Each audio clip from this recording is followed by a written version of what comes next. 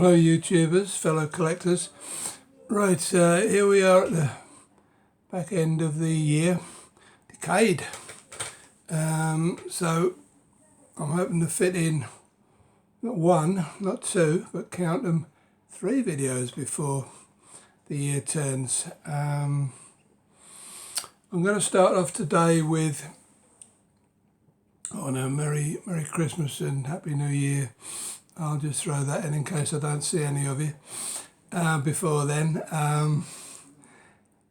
We're going to start off today with a shortish video. I haven't done one of my top 10 videos for a while. Within my top 10 of everything, I think we call them. And today we're going to have a look at science fiction movies. Now, science fiction kind of straddles a lot of different areas, if you like. So, you've got to be careful what you're looking at with science fiction. I mean, some films seem to be science fiction, but they're not, and vice versa. So I've tried to stick to like the general things you would find in a science fiction film: space travel, time travel, futuristic stuff. And I've picked my top 10. Now these are my greatest top 10s.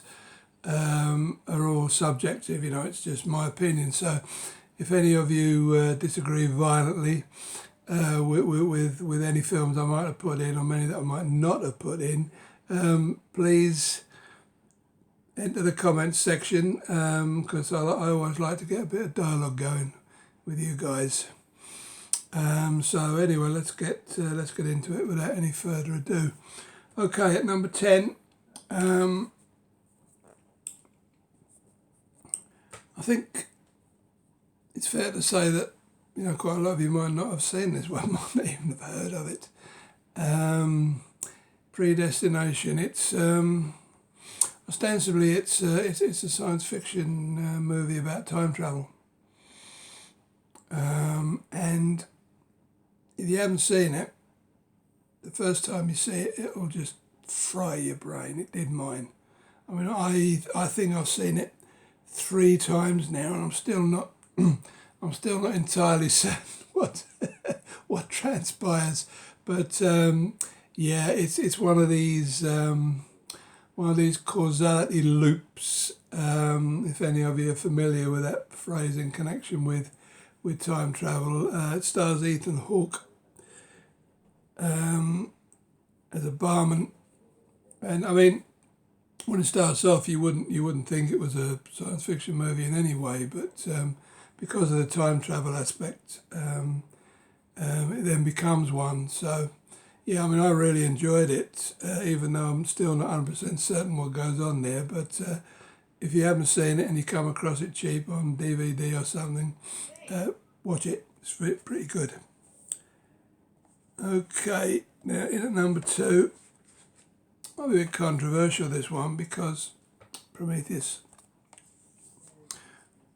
A lot of people didn't like this film because obviously it was the follow-up to the Alien movies. Came out a few years ago, Ridley Scott. Sometimes I go to the cinema and I see the opening scene and I know instinctively that I'm going to enjoy a film. Just one of these things that happens. You just see the opening 5 minutes and you think, yeah, this is going to be good. And so it was with this. I mean, I really enjoyed this film. Now, I know a lot of people, a lot of Alien devotees didn't enjoy it because there weren't enough aliens in it.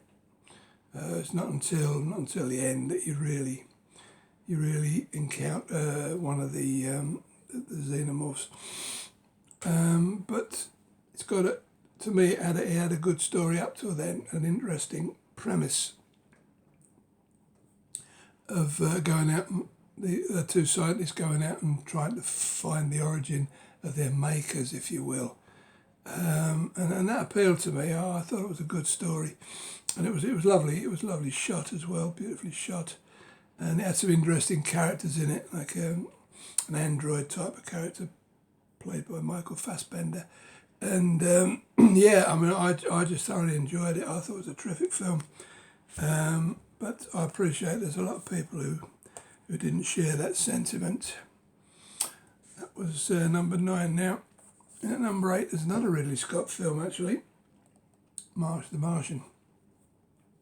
Now, I must have, I was a bit flummoxed when I saw some of the reviews of this, because it was called, in some reviews, a comedy. I've never seen anything so misrepresented in all my life, because a comedy it wasn't. There were some comical moments in it, like when Matt Damon's character's trying to grow his own food, when he's trapped on Mars. There were a few light moments there, but it wasn't a comedy.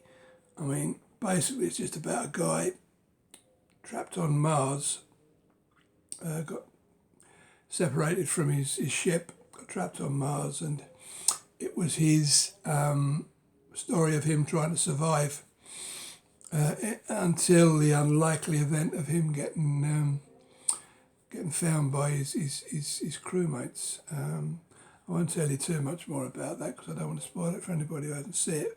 But yeah, it's a really nice film. It's I suppose it's a bit of a character study in a way, but yeah, I just thought that the whole premise of it, and Matt Damon I like anyway, and Ridley Scott, does a good job on most of his films. So yeah, I was quite taken with that one. Fairly recent film. You haven't seen it again. Do hunt it down, because it's a nice watch. Okay, so what are we? 10, 9, 8, 7, number 7. Right, this is the second of the new Star Trek reboot. I was a bit worried when I heard they were going to reboot Star Trek. I was even more worried when I saw the first film and I saw Vulcan getting blown out of existence. So that didn't happen.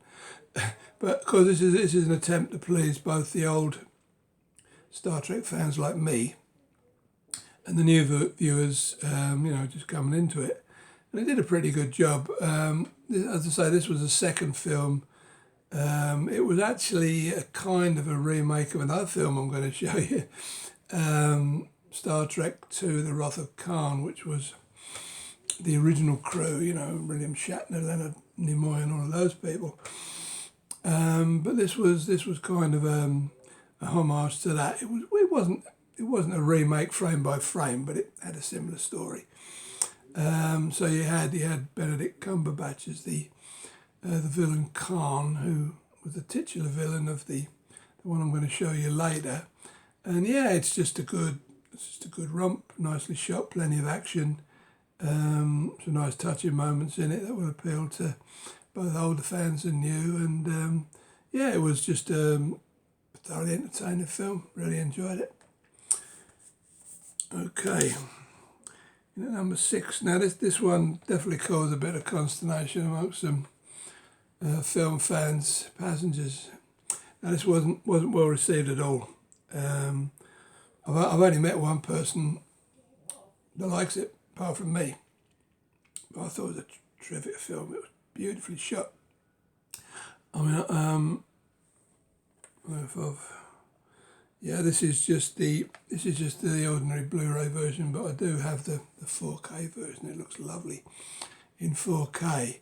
But I mean, the premise of it sounds a bit dull. It's just a guy on a ship, one of these generation ships, that's going millions of light years away to find the Earth's got in a pot and find another planet to colonise. And I won't tell you too much about it, but that's the basis of it. Chris Pratt. Chris Pratt. He's the main guy. Jennifer Lawrence is in it as well. And to me, it's just a lovely story. I really enjoyed it, and some of the space shots in it are really marvellous. So yeah, I mean, it's just one of those films that nobody else seems to like, that I found very appealing. Okay, number 5. This is the Star Trek II Wrath of Khan. Basically, Khan was one of the characters from the original TV series. It was a nasty piece of work, and Kirk and his crew stranded him on a planet, so he couldn't do any more harm to anybody. And this is the story of when they found him again, basically. And I mean, I don't think I'll be spoiling anything when I say it's famous for the death of Spock. I remember sitting in the cinema with tears running down my face, because Spock was always my favourite character. And yeah, I mean, it's just a big Star Trek episode, really. But with better production values, and it's one of my favourite films of all time. Actually, I just love the film. And there we are. That's it at number 5. Okay, at number 4, we have the original Alien. I remember I took my wife to the cinema to see this before we were married. I think it was our first date, actually, and she spent most of the 2 hours underneath the seat rather than sitting on it. My stomach's a bit better than hers, so I really enjoyed it. It's the classic science fiction, you know. I mean, you all know the story. You don't need to tell me much about it. It's where they encounter the ever popular xenomorph out in space, the crew of the Nostromo, and yeah, I mean, it was made early 1980s. 1980 might have been 1980, and I mean, in 4K, still looks great, still holds up to this day. It's not a Ridley Scott film, and yeah, I mean, it's just it's classic science fiction. There's nothing more you can say about it. It's got tension. It's got some good actors in there, and a good story. It's just a classic science fiction film. There's not really much more you can say about Alien, quite frankly. And so we come to the top 3. Well, it's not a Ridley Scott film. This is not the Ridley Scott top 10, but it just so happens that he's done a few of the films in it. Blade Runner. I remember going to the cinema to see this many moons ago, and just blew my mind away. I mean, I suppose with all the special effects you have now, it doesn't look as stunning as some of the stuff you see now, like the sequel, Blade Runner 2049, which I'm not a big fan of. But it still has that certain something about it visually, and I mean, there are several cuts of this. Personally, I prefer the one that Ridley Scott hates the most, and that's the one with the voiceover, with Harrison Ford's voiceover, Rick Deckard, the character he plays. That's my favourite version of it. But basically it's just about a guy.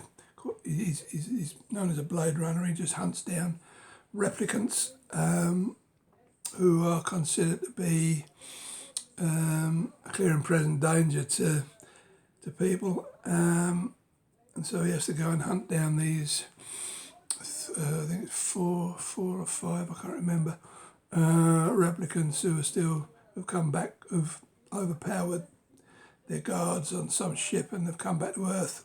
It's your job to go and find them. Great film. I can't praise that one too highly. Another classic science fiction film of all time. Okay, now number 2, I've picked the Terminator.